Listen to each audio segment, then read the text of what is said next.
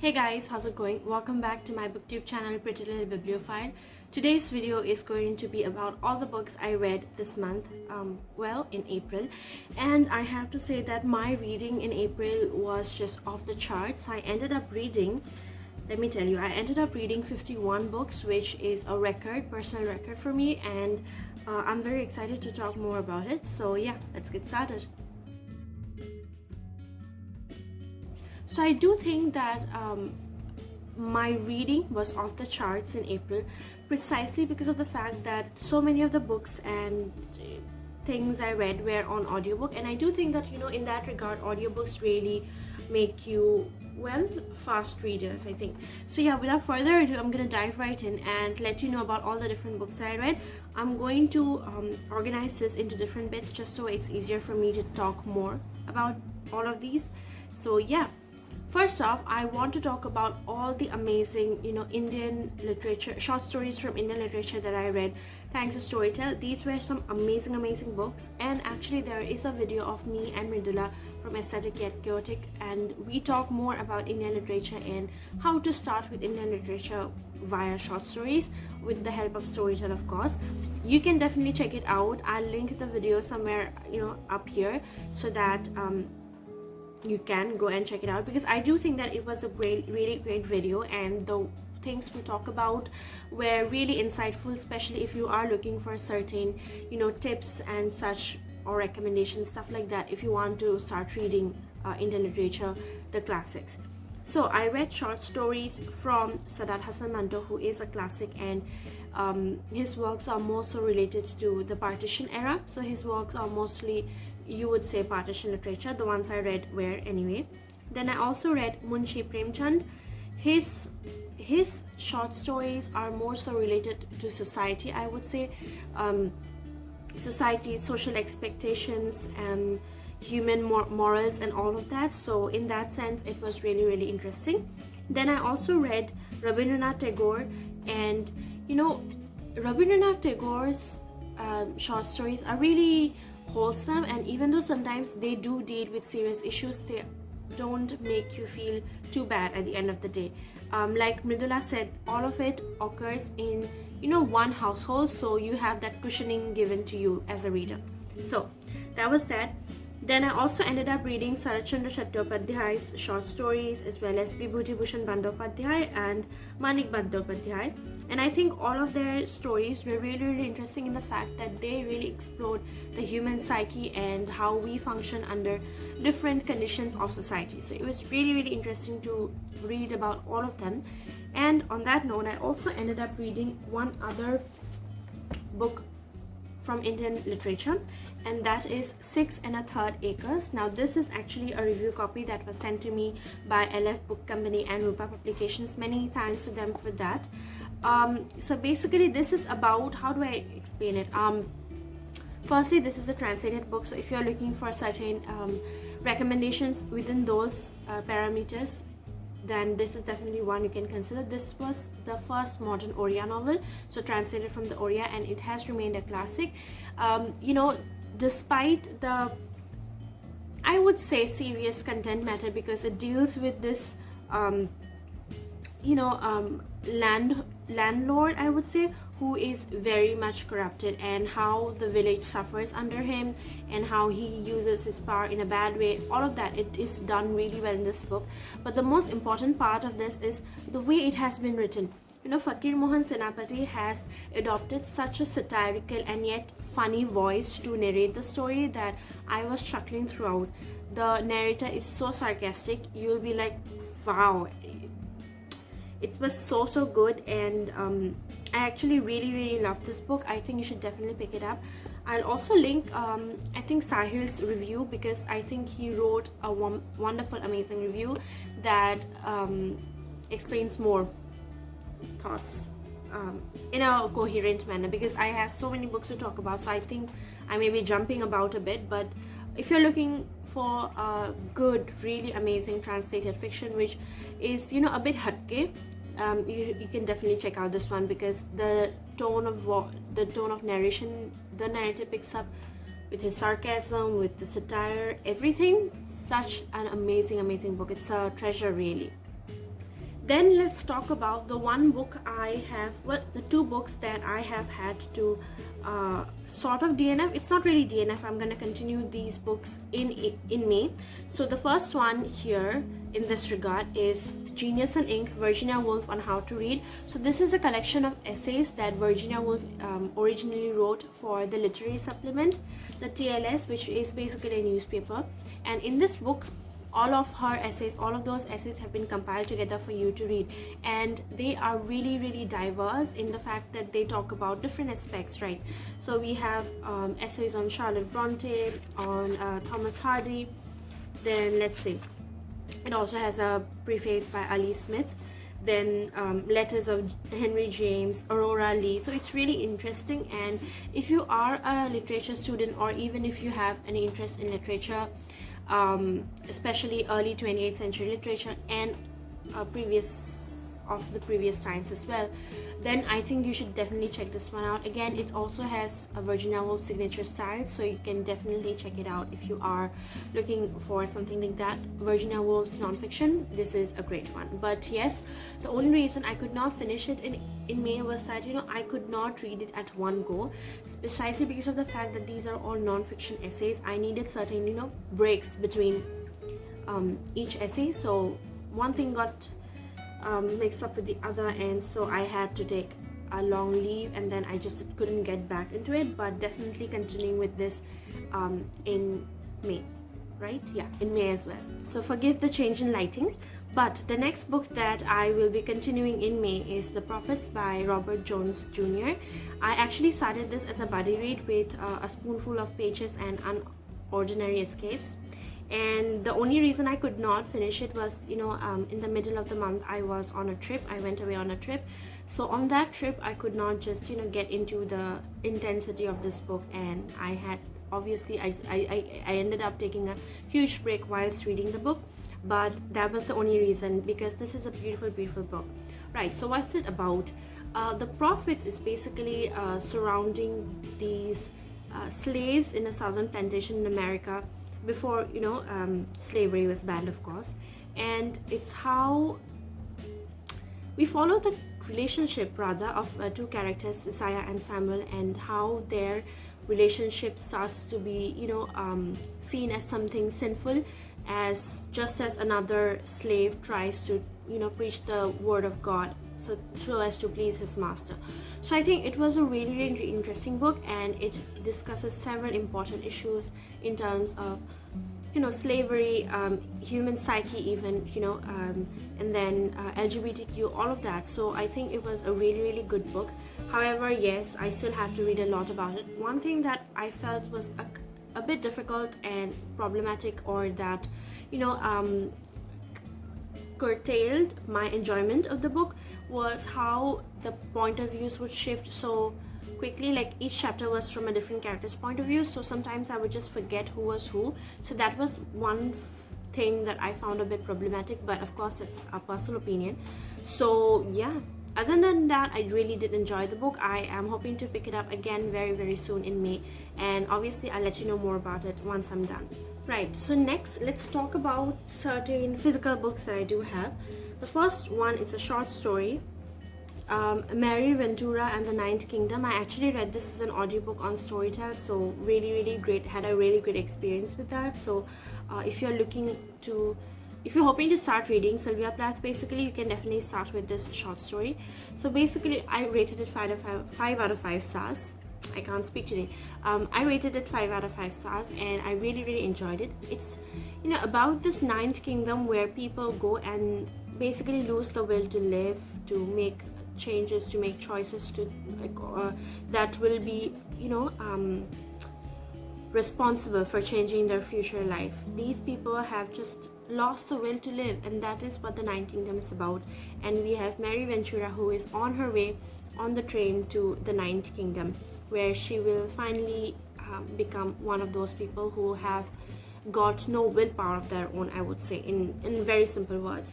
It was done really well. The narration is done really, really well, and overall this is, I think, even though a very, very short read, obviously it's a book that is very, very important, because it's something that is relevant even today. So yeah, must read. Then the next book that I read again was another short, it's not a short story since it's a non-fiction, I would say it's a short essay, and it is Dear Ijawali, a Feminist Manifesto in 15 Suggestions, which was again actually another audiobook that I listened to. This is by Shimamanda Ngozi Adichie, and I'm sorry if I pronounced that wrong, I tried my very best, but blame my tongue.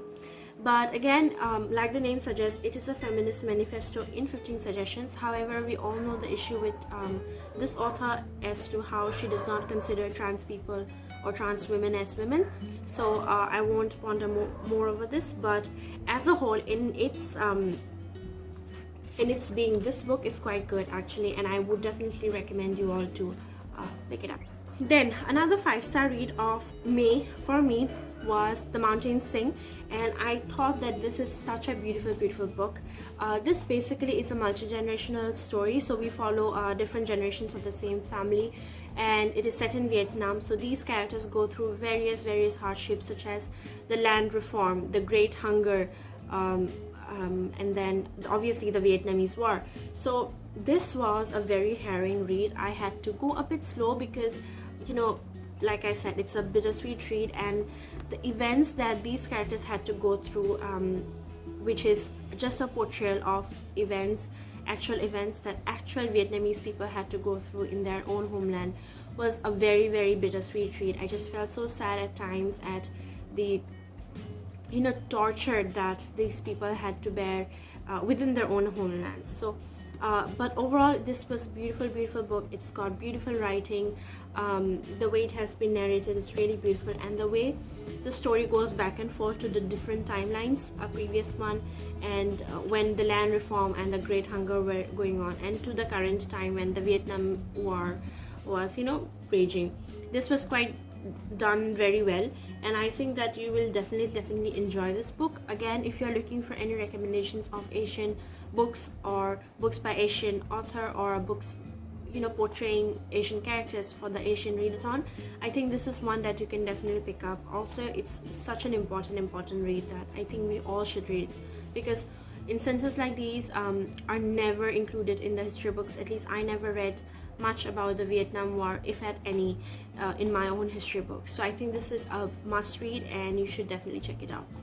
Then another book that I read for May, which was actually also the May book of the month for the book club that, well, I am a part of, along with many other amazing people, Read with Nika book club. So we decided to pick up Transcendent Kingdom by Ya Jiasi for May, and I really loved it. I listened to it on audiobook on They Brought Out FM. Really liked it. So the story basically follows Gifty, who is a neuroscience PhD student, as she tries to, and I'm going to see and say this because otherwise I actually don't remember this bit.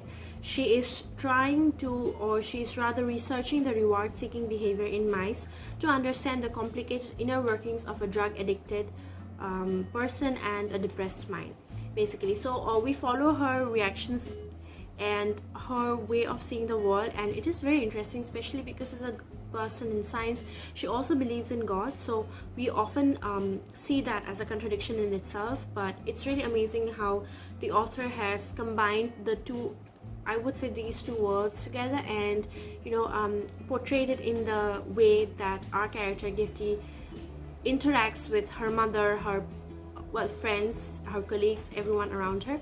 It's very interesting, and once again, it can be triggering with drug abuse and all of that.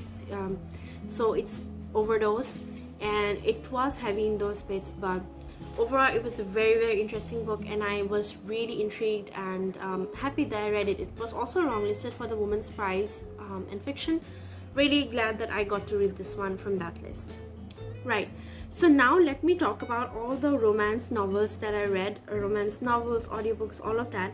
And I'm not going to delve much into all of them because I read many, and I think that is why my reading count went up so high.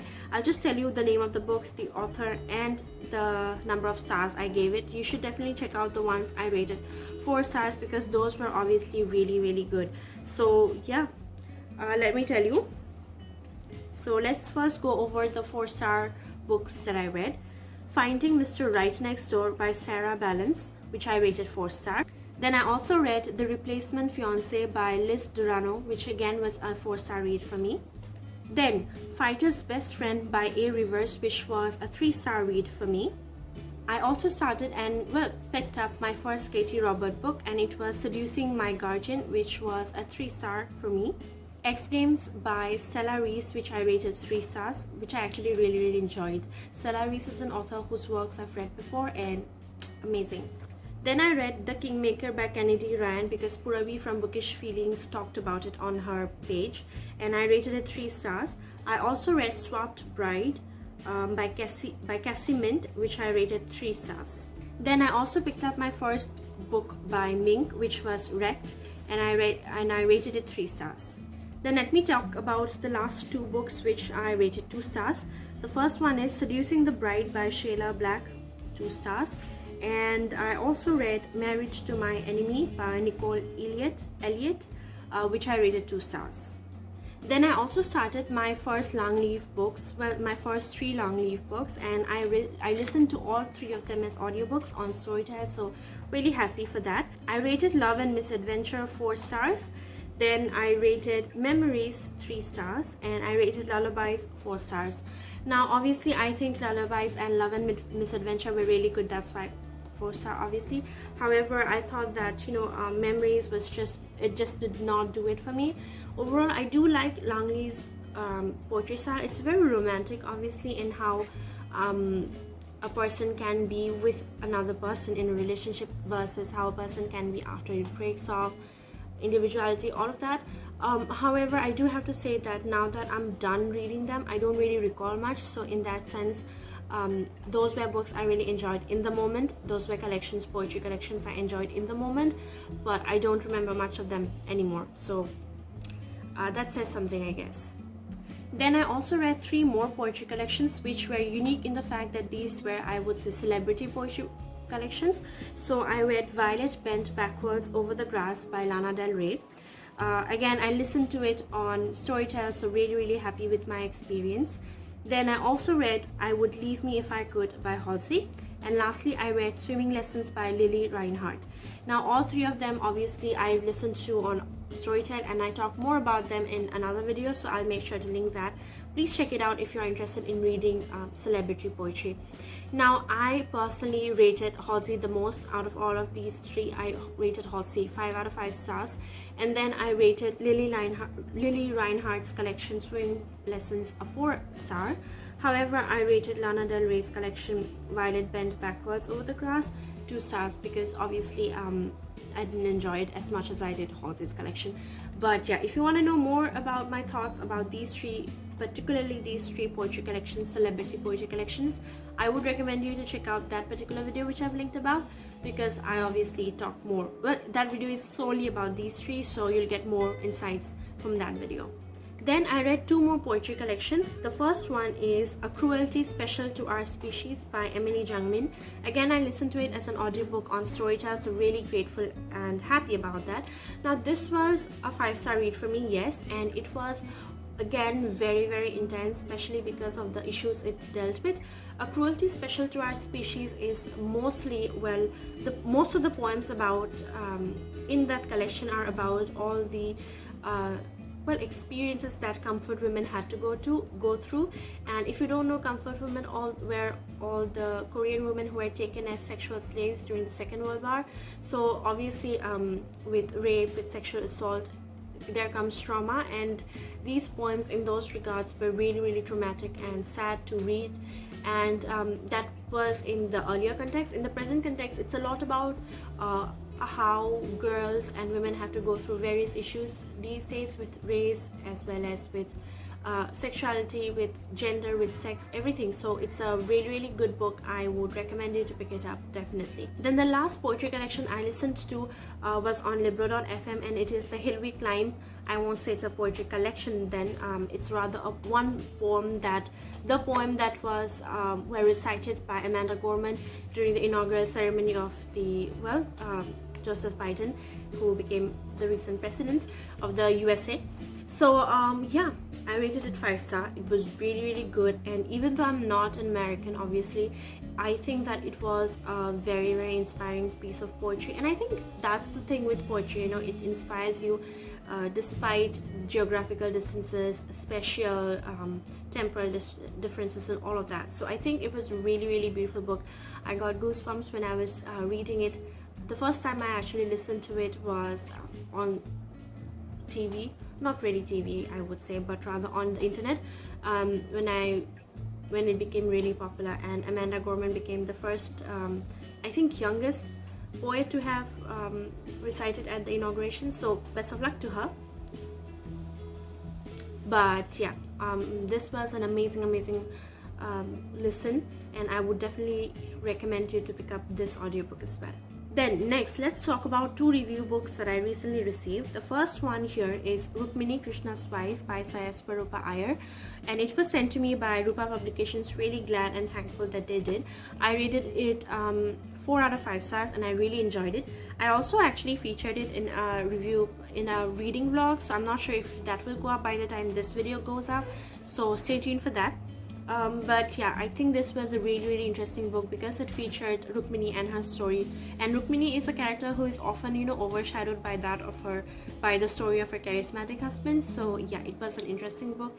And Rupa Iyer's take on Rukmini, her trials and tribulations, all of that, amazing. Then the next book that I read was this review copy that was sent to me by HarperCollins. Really thankful. The Wife Upstairs by Rachel Hawkins. This was actually one of my most anticipated reads of the year. Unfortunately, I did not enjoy it as much as I thought I would. I was just overall, I mean, it was a good read. Yeah, I rated it 3.5 stars, but this was not as good as I was expecting it to be, and this gave me very much so Jane Eyre and Rebecca vibes. So yeah, that's that. This is also actually a Jane Eyre retelling, by the way. We follow this character whose name is Jane. She is a dog walker in this very posh community, and then there is one widower there whose name is Eddie, and basically these two get married, you know, and Jane's story is a rags to riches, but then when she starts living with Eddie in his mansion, there are memories of his previous wife everywhere, and again, no one is as they seem. So that was my synopsis, my attempt at giving you a synopsis without giving you any spoilers. But overall, I would definitely recommend you to pick it up and see for yourself what you thought about it. Again, if you have watched the movie Murder 3 with Randeep Hooda and Aditi Rao Hydari, it's very similar to that. So yeah, that kind of clamped down on my attempt at objectivity while reading this book, and it really affected that. But overall, it was a good read. Okay, I mean, you'll enjoy it at the moment, but the ending is not that great. So yeah, then the next book I would like to talk about is actually an audiobook which I listened to during May, and it was on Storytel, The Empress of Salt and Fortune by Nhi Vo. This is a fantasy novella, I would say, which was really refreshing, because generally fantasies are really, really huge and you need to have a lot of time on your hands to, you know, commit to it. But this one was really, really beautiful. I really loved the way in which it was narrated, stories, everyday stories within a story. So that framing device was done really, really well. And basically it's a very feminist tale. We follow this princess who is sent to a foreign land to marry the emperor there, just, you know, for political alliance. You know how it is. And yeah, it's how she is considered sort of a foreigner in that new land, and she's unable to make many friends except one who is a major character in our story. But overall, it's a really, really beautiful book. I rated it 4 stars because I really, really loved it and enjoyed it really a lot. I'm also hoping to read Nhi Vo's newest book, which is coming out which has just come out, so I'm looking forward to that. Then the next book I read was actually very interesting because it was the Summary of Atomic Habits, which is a book by James Clear. Now, I could not unfortunately find the original book on Storytel, so I had to go with this one. I'm not sure if since then the actual audiobook has been added, but at that time I was looking for the book, only this one was available, so I read it and I really, really liked it, you know, in fact, because the fact that this is a summary of the original book means that it contains only the main important gists of the book. So in that sense, I think it was really good, especially because with non-fiction it can get a bit draggy and very boring at times. But overall, I really enjoyed this summary reading or listening to this summary, and I rated it 4 stars. Another short story I listened to on Storytel was The Pine Tree at St. Martin by Paulo Coelho, and I rated it 4 stars. I think this was a very wholesome read, centered around, was it Christmas? I don't exactly remember, but it's a lot about how when you help others, God really helps you. So it's sort of like that, really wholesome, very short read, just a few minutes, and it was very sweet. I really loved it. I mean, if you're looking for something short and sweet, go for this. It's not romantic, by the way, so keep that in mind. It's more so about wholesomeness, about society, doing good, being good to others, sort of like that. But it was really sweet. Right, the last 3 books I'll talk about now are all actually non-fiction. The first one is Art Matters by Neil Gaiman, and I rated it 4 out of 5 stars.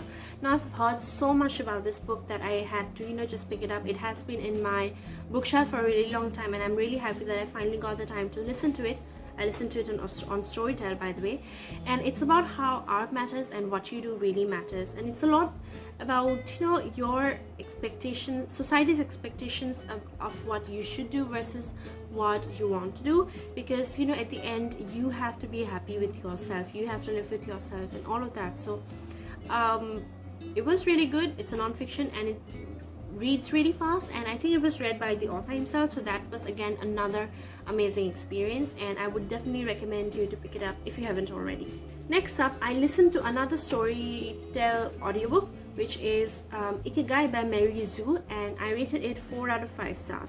And once again, this is a very to the point non-fiction book, so it doesn't drag really. All of the points stated in here are really to the point, really important, unlike other self-help or non-fiction books where half of the time the author tries to only give examples, and it just gets boring and you end up skimming. It's not like that. It's really short, to the point. If you're looking to expand your knowledge on what is Ikigai and how it can help you, then this is one I would definitely recommend you to read, especially because of the fact that it is short and to the point. The last book I ended up reading in May was Women Don't Owe You Pretty by Florence Given, which I rated 4 out of 5 stars. Again, I would like to describe it as a feminist manifesto because it encompasses various aspects of feminism and how you can be a supporter to each other, and it really recognizes and encompasses various aspects or various persons on the spectrum. So we have a lot of it, or different chapters obviously, and all of them address different issues with respect to sexuality, gender, and basically generic feminism, which we would say. So all of that, it's really all encompassing, and I would say that this was actually done really well. It's also very colorful. It's got beautiful illustrations, which only made my reading experience, it only enhanced my reading experience, I would say. So overall, it was really amazing, and if you're looking for something along the lines of feminism, you can definitely check it out, as opposed to, I would say, Chimamanda Ngozi Adichie's works, because we all know the issue with that. But yeah, Florence Given's work is really good. You can definitely pick it up if you're looking for something, if you're looking to educate yourself on feminism basically, and or rather intersectional feminism. So yeah, pick that up. And yeah, 4 out of 5 stars. So that's it, guys. Those were all the books I read in May. I'm sorry if I went a bit too fast, but my mom has been tested positive for corona, so I have to manage a lot of the things in the house. So yeah, I just somehow found this gap of time in my routine, so I tried to wrap up video in this limited time, so I had to go a bit fast. But if you have any questions, leave them down below in the comment box, and I'll definitely get to them. And overall, I hope during this time you're safe, taking care of yourself, taking precautions. Yeah, stay safe. My prayers are with you, and I hope we all pass through this situation very soon. But I'll see you soon. Take care.